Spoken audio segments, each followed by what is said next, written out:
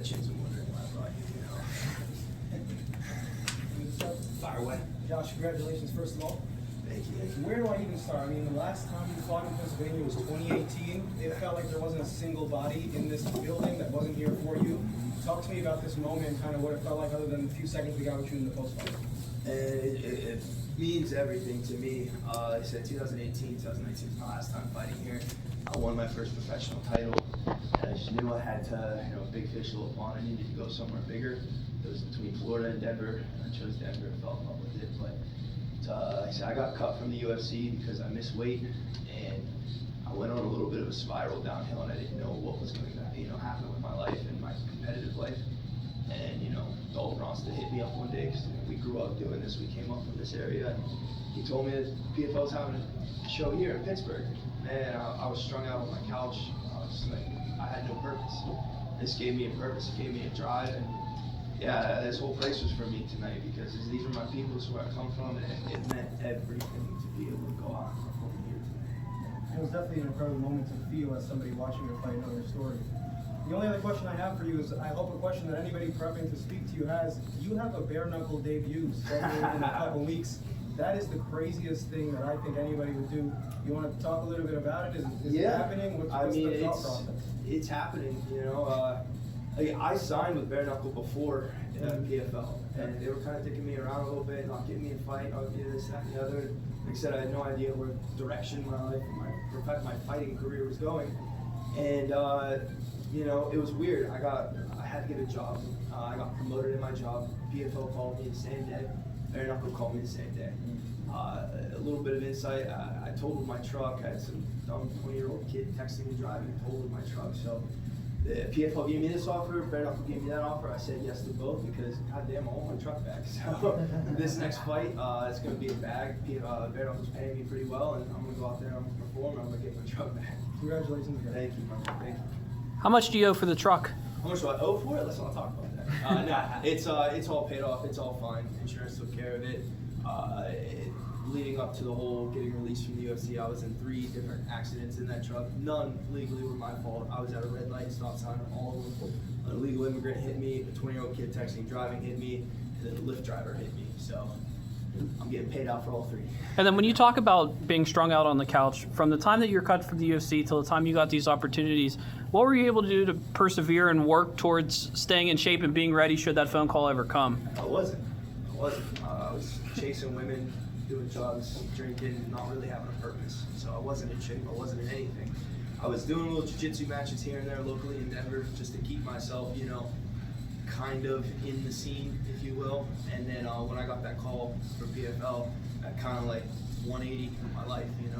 I got rid of the women, got rid of the drugs, got rid of all the alcohol. I've been clean for a couple months now. Not saying clean as in I had a problem. I was just depressed. I had no goal, no purpose, and I worked my entire life. I lost a football scholarship, and I just devoted my life to fighting. And once that was gone, 12 years down the drain, it took me 10 just to get to the UFC. And then I didn't lose it because I wasn't a good fighter. I lost it because of my discipline. So it taught me a lot. Josh Fremd doesn't learn lessons unless it's the hard way. And then when it comes to having a first fight, you never know what's going to happen in the cage. I mean, your pants come down, all that kind of stuff. What do you feel like the experience was like tonight, and how were you able to kind of, persevere through all the challenges you faced to be able to get that win in the 3rd round? Well, man, yeah, I looked up at the clock when caught me with my pants down. But I looked up the clock, I saw there's 1:30 left, and it just, everything from the last year just kind of came back into my mind, all the bad shit that was happening, and I knew I had 1 minute and 30 seconds left. I didn't know what the score was. I thought I might have been winning, but I had 1 minute and 30 left to finish the fight. That's what I wanted to do. And I did it. Congratulations, Josh. You said you felt like you didn't know if you were up. I think a lot of us may have had a 1-1. It was definitely a competitive fight, but there seemed to be a change of momentum at the end of that 2nd round. Did you feel him start to go away? Yeah, I could see him break. It shouldn't have been that competitive. No offense to him. I just believe skill level, I'm better than him in any way. I just got overexcited, a year out, back in my hometown. I got a little too overzealous. My breathing was off, so it shouldn't have been that close. But it was. Props to him. And yeah, I felt the momentum breaking, and I felt him breaking, so I'm glad it went that way.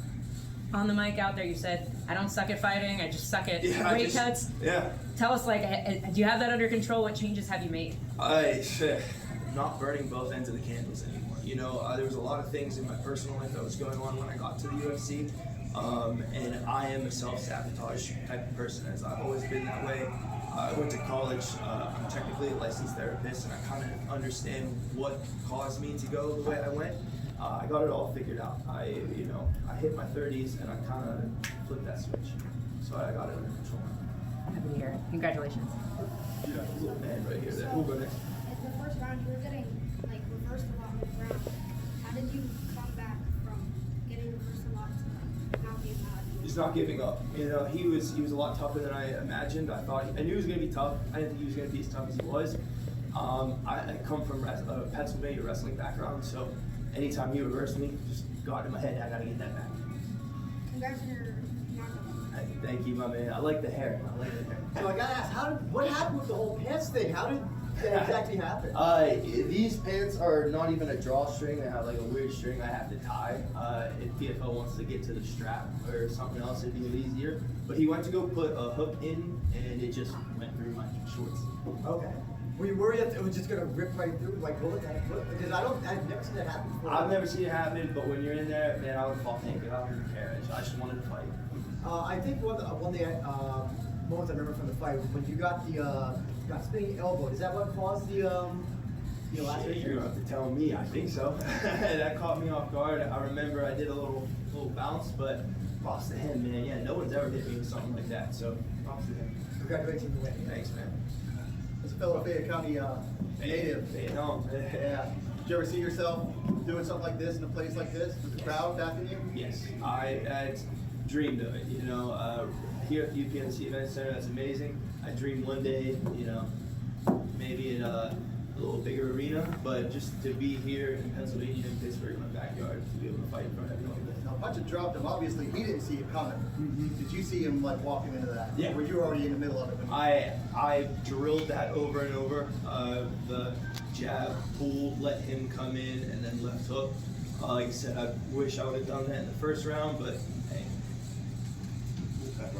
Josh, I thought you landed some beautiful teep kicks in particular. I have a question for you though. When you're training, you know you have a fight in a month where you can't teep kick. Is that something that's like screwing with your head in camp, or is that something you're working on? Or?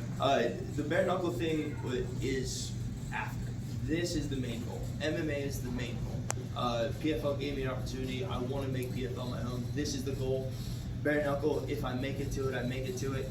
I would have died out there just for this fight. And then my final question for you is, the crowd was just absolutely incredible. It was electric. The moment for me in particular, the end of the second round, you reverse him, you go back to your corner, he looks out of gas. Are you feeding off that crowd while also within the rounds, or are you kind of just zoned in? I don't even hear the crowd really. What really got me is I saw him put his head down in his corner. I looked over there and I could see him breaking mentally and physically, and that's when I knew I got him.